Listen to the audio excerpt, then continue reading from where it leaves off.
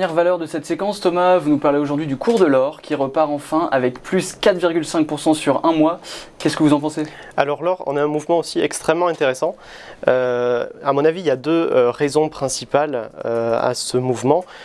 On a eu les chiffres de la demande sur le troisième trimestre d'or. Eh bien, la demande s'est avérée être en recul et pourtant on a une hausse du cours de l'or de 4,5% sur un mois. Donc ça, c'est intéressant à noter. Alors, deux principales raisons. La première, à mon sens, c'est la forte inflation, hein, évidemment. On a eu les chiffres de l'inflation aux États-Unis sur un an, 6,2%. Donc c'est tout à fait considérable. La crise du Covid, il faut voir ça, augmente le niveau d'inflation structurelle à long terme et ça plaît aux investisseurs.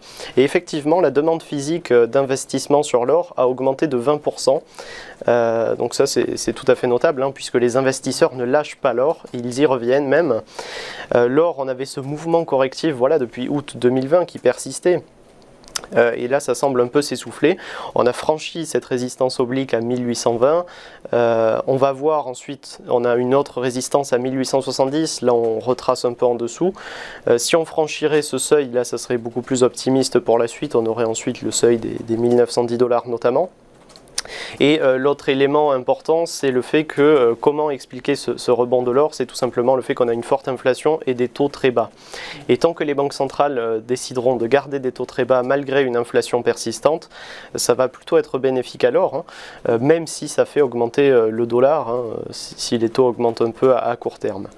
Donc ça, c'est un premier aspect. L'autre aspect, c'est ce que je montre sur ce graphique, c'est que quand on cumule les variations de l'or, la courbe en noir, eh bien, ça mesure la force statistique d'accroissement de chute de l'or, et on s'aperçoit que si l'or justement dépasse le seuil notamment des 1870 $, 1900 $, ça pourrait être beaucoup plus haussier.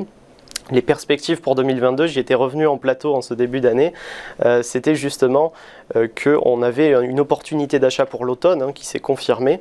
On pourrait avoir un creux des performances pour la fin du printemps. Voilà, en début d'année, on pourrait également avoir une période sensible avec quelques réajustements sur les taux, mais on va rester vigilant pour l'instant, même si la dernière résistance franchie sur l'or donne des perspectives beaucoup plus optimistes, hein, puisque le risque économique est globalement neutre et il va tendre à revenir, à mon sens, dans les prochaines années.